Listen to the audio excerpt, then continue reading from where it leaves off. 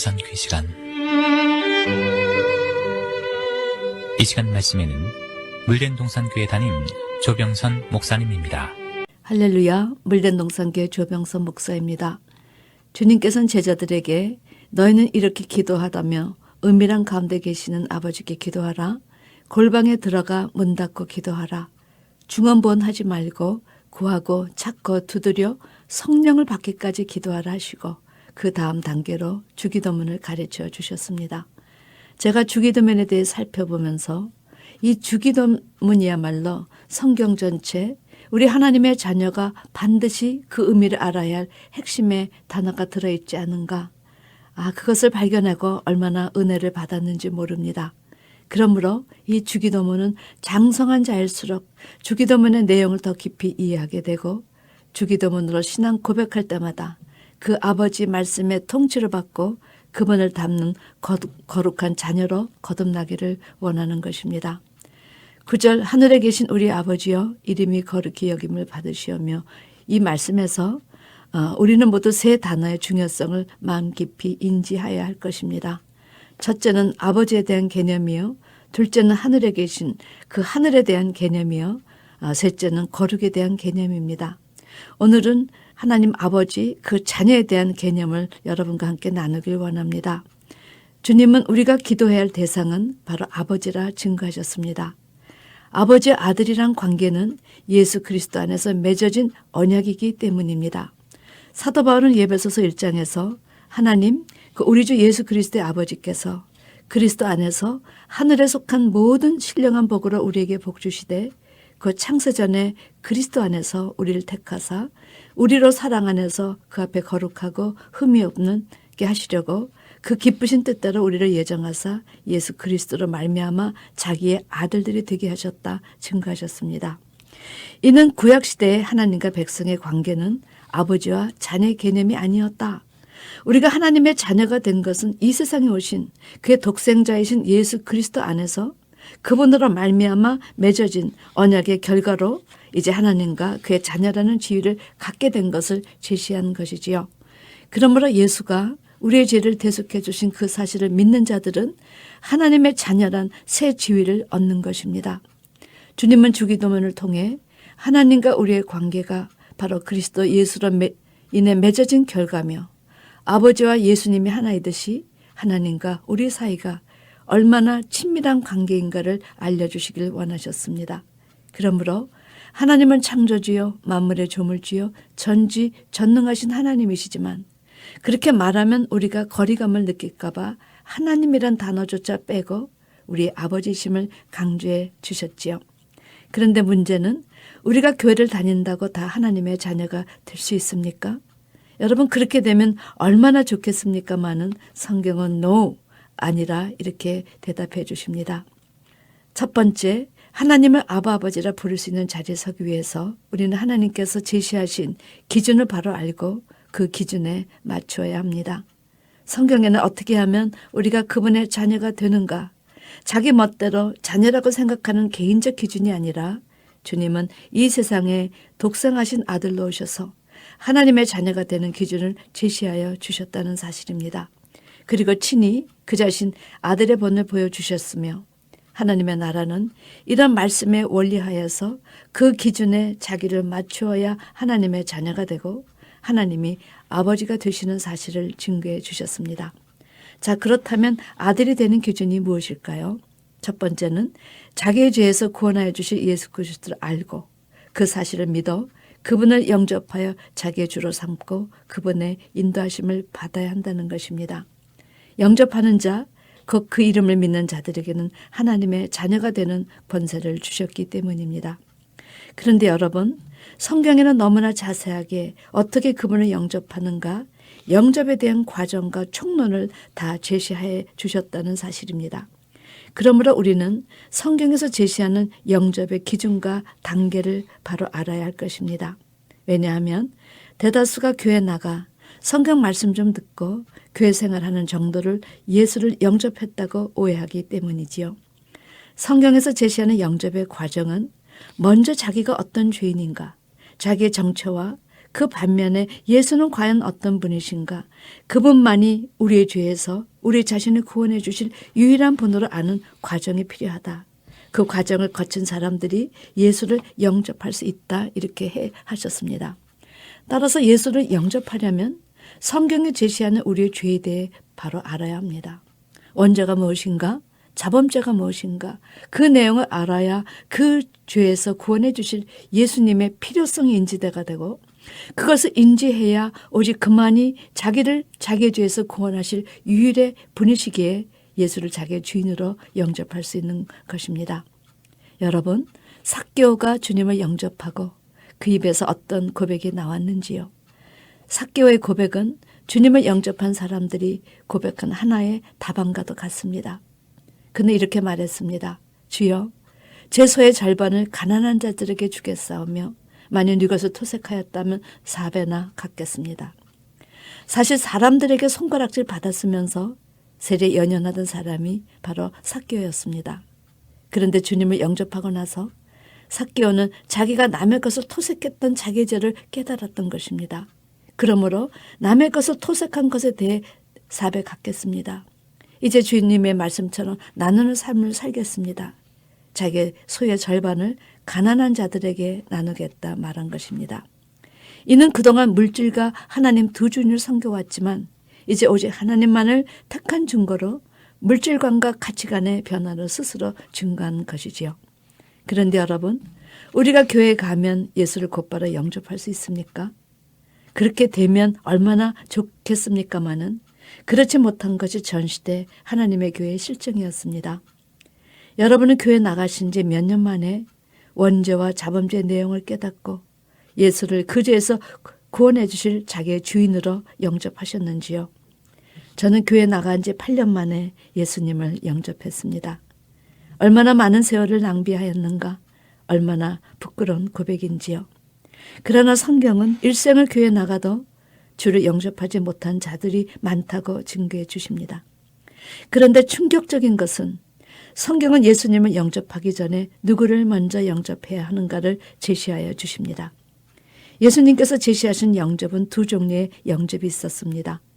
이는 일반 성도가 교회 가서 예수님을 직접 영접할 수 없기 때문에 반드시 먼저 주의 종을 영접하라 하신 것입니다.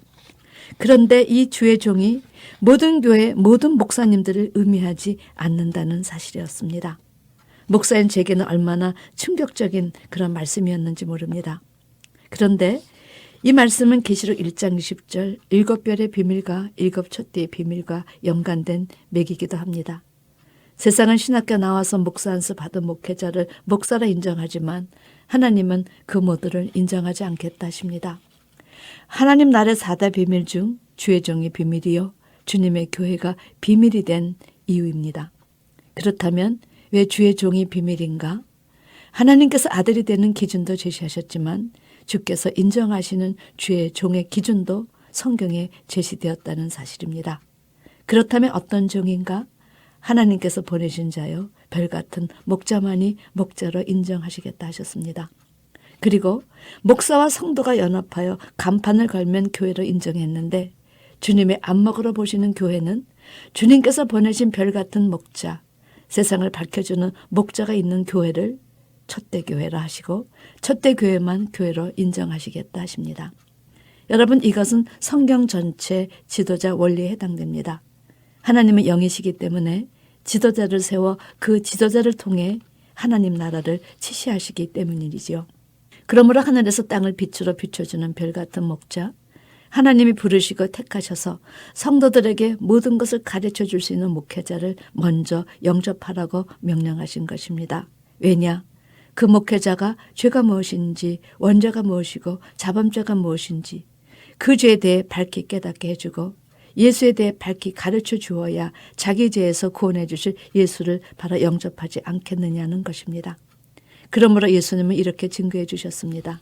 요한복음 13장 20절 내가 진실로 진실로 너에게 이르노니 나의 보낸 자를 영접하는 자는 나를 영접하는 것이요 나를 영접하는 자는 나를 보내신 이를 영접하는 것이라.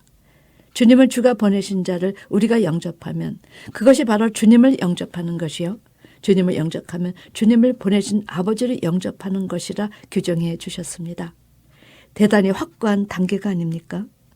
하나님의 나라는 누가 하늘로부터 보내심을 받은 자들인가, 이런 자들을 알고 이런 자들을 먼저 영접해야 그로부터 예수의 존재에 대해, 그리고 예수를 만나기 전에 우리의 정체에 대해 가르쳐주며 그것을 배워야 자기의 죄에서 구원하실 예수를 영접할 수 있는 단계가 된다 말씀해 주십니다.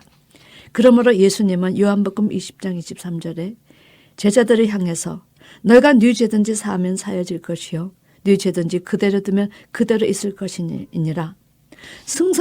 승천하시기 직전에 제자들에게 지상명령을 주시면서 말씀하셨습니다. 이 말씀은 죄를 사하심의 권세는 주님에게 있지만 죄의 종들이 그 죄에 대해 가르쳐주지 않으면 어떻게 주님 앞에 나가서 사하심을 받을 수 있겠느냐. 그러므로 너희가 네 죄든지 가르쳐 주어야 그분 앞에 나가 그 죄를 토하면 사해 주실 것이요. 가르쳐 주지 않고 그대로 두면 자기가 어떤 죄를 지은 죄인인지 몰라 고백조차 하지 못해 사심을 받지 못한다 하신 것입니다. 이런 원리하여서 하나님의 나라는 주가 보내신 종을 알아보고 그를 영접하는 자에게는 다음과 같은 상급도 준비해 놓으셨다. 예수님이 친히 증거하여 주셨습니다. 마태복음 10장 41절에 42절 말씀, 선지자 이름으로 선지자를 영접하는 자는 선지자의 상을 받을 것이요 의인의 이름으로 의인을 영접하는 자는 의인의 상을 받을 것이요 또 누구든지 제자 이름으로 이 소자 중 하나에게 냉수 한 그릇이라도 주는 자는 내가 진실로 너에게 이르노니 그 사람이 결단코 상을 잃지 아니하니라. 여러분, 이 말씀은 전시대 하나님께서 보내신 종들을 제대로 알아봐 영접한 사람이 드물고 대다수는 알아보지 못하고 오히려 죽였기 때문에 선지자를 알아본 자들에 대해, 의인을 알아본 자들에 대해, 소자를 알아본 자에 대해 그에 걸맞는 상급을 잊지 않고 주시겠다 하신 것입니다. 사랑하는 성도 여러분, 그렇다면 누가 주께서 보내신 종인가?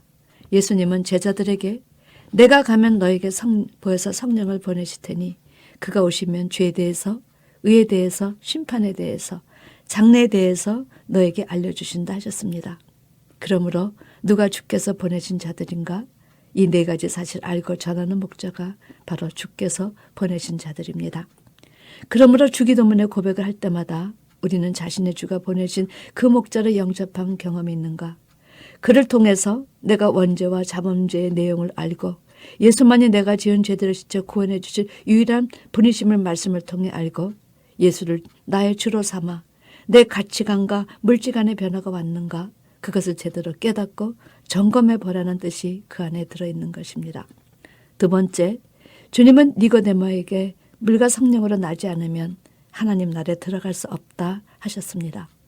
이는 하나님의 자녀는 혈통이나 육신적, 즉 사람의 뜻으로 나지 아니하고 오직 하나님에게서 나야 한다는 의미였지요.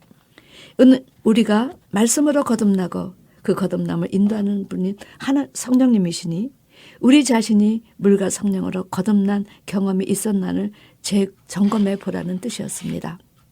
주님은 요한복음 6장 63절에서 살리는 것은 영이니 육은 무익하니라. 내가 너에게 이런 말이 영이요 생명이라 하셨습니다. 구약에서는 피에 생명이 있다 표현하셨지만 예수님은 내가 너에게 이런 말이 영이요 생명이라며 하나님의 말씀이 생명이라 하셨습니다.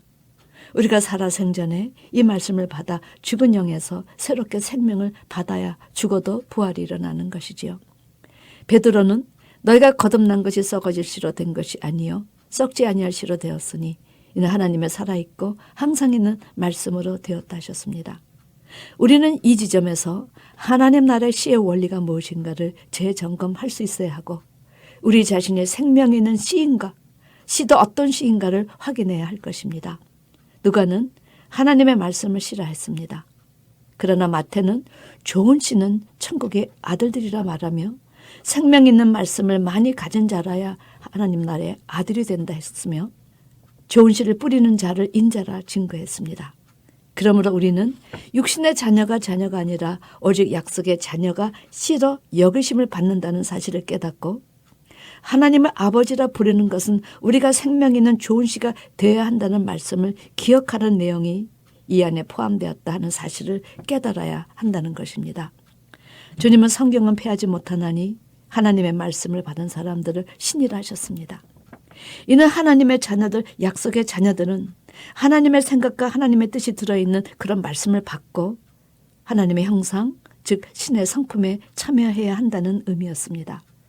우리가 얼마나 정신 차려서 내가 하나님을 아버지라 부를 자격 기준에 들어가는가, 그 사실을 바로 깨달아야 그의 기준에 맞게 하기 위해서 우리가 하나님의 아들이 되려는 그런 마음을 갖는 것입니다. 부디 하나님의 자녀 기준에 맞는 그런 여러분과 제가 되기를 주님의 이름으로 축원합니다. 아멘.